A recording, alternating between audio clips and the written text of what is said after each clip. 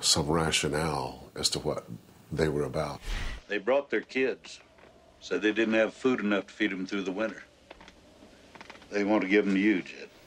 You know, you want to have actors, you know, like a Ben Johnson. How can you not have a good time with Ben Johnson hanging around, you know? Or I had Harry Dean Stanton. What's better than Harry Dean Stanton? It made you hate me sometime, but you understand now, don't you? You know, one of my favorite scenes in the movie is when Darren Dalton, who was the bug eater, the traitor, still call him the bug eater today, when he is pressed by Patrick Swayze to be exiled from the group and shot. That scene on Johnson's Mesa was about 20, 25 below zero on the day we did it. And I loved that Milius just came up to me and said, look, no emotion here. Patrick's the guy that's kind of breaking down and having a hard time doing it. You just got to get the job done, ride up. Drop the guy, swing up on your horse, and ride out of town. And that's what I did, and I love the scene, you know. It came out really disconnected and scary and eerie, you know. The wind was howling, and the guy was laying there. And I remember speaking with Darren Dalton. When he took the bullet hit, we all jumped on our horses and rode out of town, and the camera was basically behind him, over his shoulder, watching us ride out of town, or away from him. And he said that there was a moment where he really felt like, holy crap, you know, what if this wasn't a movie and I'm dying on this mesa watching these people right away? He said it was so surreal, you know, and a lot of times that movie was that way. I mean, we were always aware that we were making a film, but there were moments when you couldn't help feel the isolation, being exiled from the town and surviving.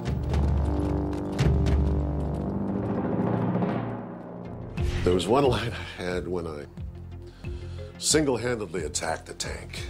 The line was something to the effect of, you know, finally you get a good shot or something like that, your army pukes. I remember talking to John, I was like, John, I can't say this line, come on, man. No, you gotta say this line. Okay. So I give it my best shot, thinking, you know, this is horrible, I'm gonna be laughed off the screen. And I remember seeing it, and the audience roared and applauded. Shoot straight for once. You army pukes.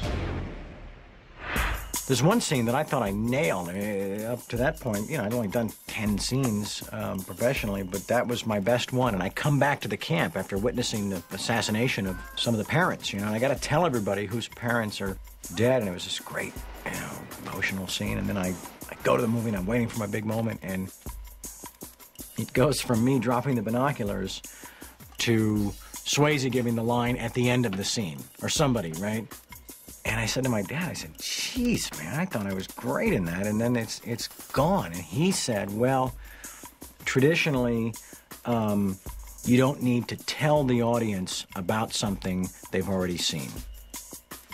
And he's right. The Russians need to take us in one piece, and that's why they're here now. That's why they won't use nukes anymore, and we won't either, not on our own soil. You know that scene around the campfire? I think I gained their respect that day.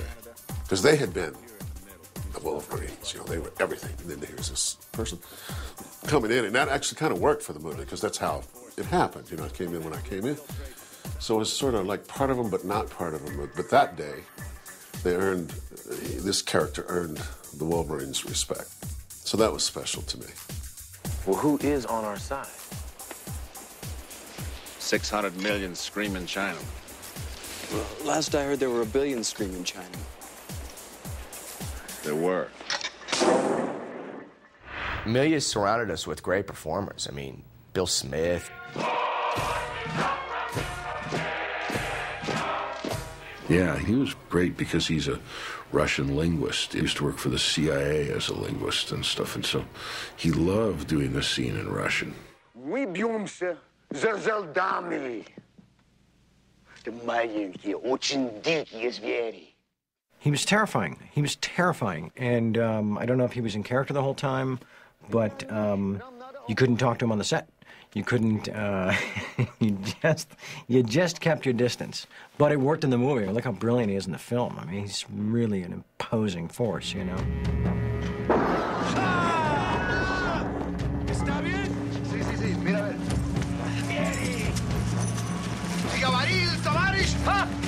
Ron had sort of the credits I mean, when you're the Superfly, you can't get cooler than that. Теперь я как вы,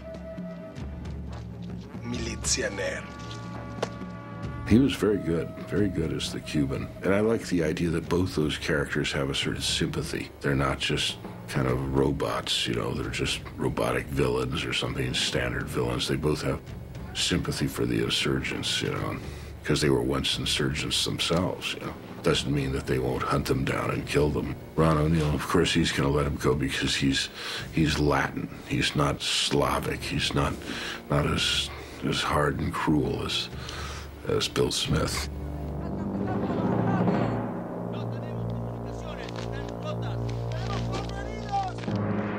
That night was so cold. That night was 40 below zero. When you see them on the swings, you see this sort of glittering stuff coming down. It's not like snow or it's not like ice or something. It's sort of this just very glittering, almost magical. They call that the White Death. You don't want to be out when the White Death is coming. And I remember it went from 17 above to 40 below in about 25 minutes. And I thought, my God, if it keeps this way, the ground will crack. It was so freezing that we learned the best technique for keeping your feet warm was you take your bare feet, you put a plastic bag over the bare foot, and then you put the wool sock, and then the silk sock. And that's how we stayed warm. We had to buy Everest assault suits for almost everybody on the crew. And even with that, everybody got a little bit of frostbite around the goggles and stuff. I remember one moment in particular when Darren Dalton and Tommy Howell and I, we were so cold approaching a scene that Tommy was actually crying. He had nothing left. He was frozen into tears. Now, he'll give the interview and say I was crying, but that's not true. My tear ducts had frozen. Having to go through an ordeal to pull off the movie sort of banded everybody together, you know? I mean, I've actually got frostbite so bad in my hands and toes that now if my fingers get the slightest bit cold, it feels like somebody's shoving toothpicks under my fingernails. You know it's cold when you're forced to, you know, spoon Charlie Sheen. That's what we were forced to do, you know. Huddle together and pretend we liked each other thoroughly. It was gross. Yeah.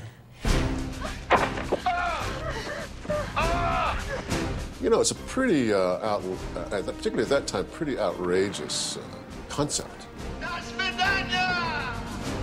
Red Dawn scared a lot of people.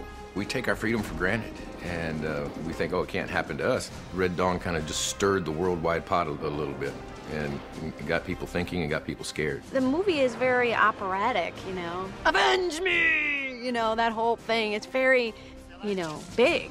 The emotions are big. One of the points in the movie that's very interesting is that they do successfully run away from this. They get away, they survive, they're up in the mountains. And they really never have to come back because they can live up there. It seems like they can live there, but they have to come back because they have to deal with what's out there. Were we to be invaded, you would be forced to take up arms. Unless they're dropping nukes, then it doesn't matter, you know, which is probably what would happen. But in a conventional sense, I think it does lend itself to the fantasy idea of defending your actual city block, you know? I knew it was kind of an outrageous film. I knew one thing that would happen. I knew that Hollywood would condemn me for it. You know, that I would be regarded as a right-wing warmonger from then on, you know, totally uncontrollable, unhousebroken.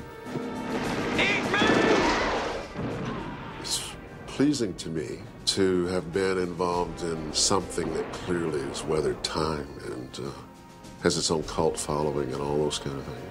Someone's got to live. Somebody's got to make it. The fond memories are more around the production than the actual work itself. It was the relationships that developed as a result of it. The memories of that film are special because of the people. And I know I still draw on the training from Red Dawn, you know? I mean, no matter what happens, I'm not in a freaking spider hole 30 below zero up on Johnson's Mesa. It's not that bad.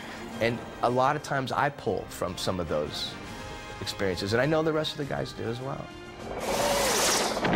I am amazed at how much this movie has lived on and how much people remember it and how kids keep discovering it.